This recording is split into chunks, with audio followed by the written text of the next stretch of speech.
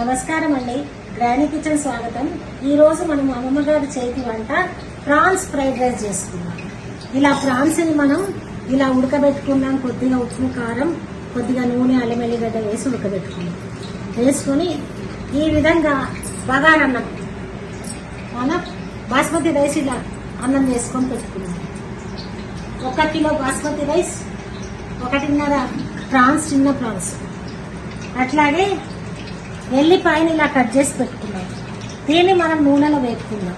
వేపుకున్న తర్వాత fried rice చేద్దాం. ఉల్లి పొరక కూడా ఉన్నాం. ఇప్పుడు మనం నూనెలో ఎల్లిపాయ వేసేస్తున్నాం.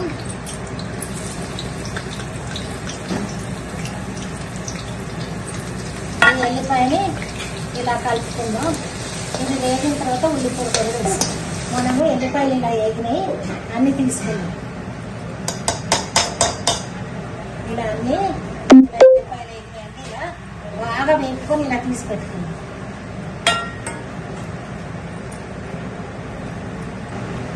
ఇప్పుడు మనము పచ్చిమిర్చి వేసుకున్నాం.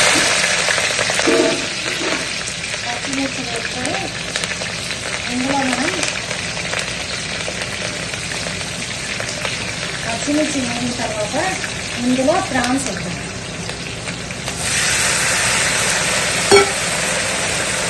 ప్రాన్స్ వేసి బాగా వేగిన తర్వాత ఉల్లిపొరక వేద్దాం. ఇలా ఉల్లిపొరక కట్ చేసి పెట్టుకోవాలి. దీన్ని మనం వేయాలి. తర్వాత సాల్ట్ వేసుకుందాం. నేను అజినమోటా సాల్ట్ వేసుకున్నాను. ఇది ఇష్టం ఉన్న వాళ్ళు వేసుకోవచ్చు, లేకపోతే వేసుకోకూడదు. ఓపెన్ చేస్తాను. ఇది ఇలా కొద్దిగా సాల్ట్ కూడా వేయాలి.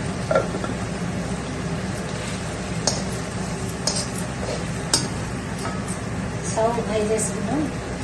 చేసుకొని ప్రాన్స్ కొంచెం ఉల్లిపాయలు వేద్దాం. మిగతాది నీరు ఉంచుకుందాం.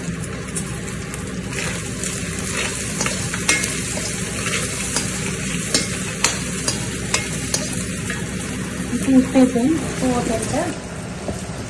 అట్లాగే మిరియాల పొడి 1 చెంచా. ఇప్పుడు ఇలా కలిపిన తర్వాత మనం వండిన అన్నం వేసుకోవాలి. ఫస్ట్ ఎల్లిపాయ వేద్దాం. ఎల్లిపాయ వేసేసి ఇలా కలుపుకొని ఇప్పుడు మనం వండిన అన్నం వేద్దాం. వండిన అన్నం ఉంది కదా, ఈ వండిన అన్నము ఇలా బాస్మతి వేసుకోవచ్చు, మామూలు బియ్యం వేసుకోవచ్చు. నేను బాస్మతి వేసాను. ఇలా చితగొట్టకుండా ఇలా వేస్తాను. ఇలా వేసుకొని అన్నమంతా వేసుకొని కలుపుకోవాలి. ఇప్పుడు ఇలా కలుపుకున్నాం మనం. ఇప్పుడు ఇలా కలుపుకున్నాం ప్రాన్స్, ఎల్లిపాయ. ఇది ఎల్లిపాయ చిన్న ప్రాన్స్తో గార్లిక్ ఫ్రైడ్ రైస్, ఎల్లిపాయల ఫ్రైడ్ రైస్ చేసుకున్నాము. ఇప్పుడు మొత్తం కలిపినాము. ఇలా వచ్చింది.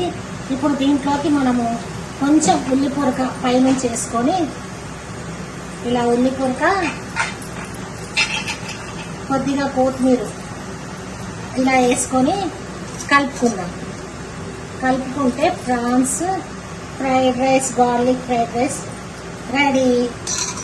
మీకు నచ్చితే లైక్ చేయండి, సబ్స్క్రైబ్ చేయండి, షేర్ చేయండి. ఇలా తిని చూడండి. Thank you.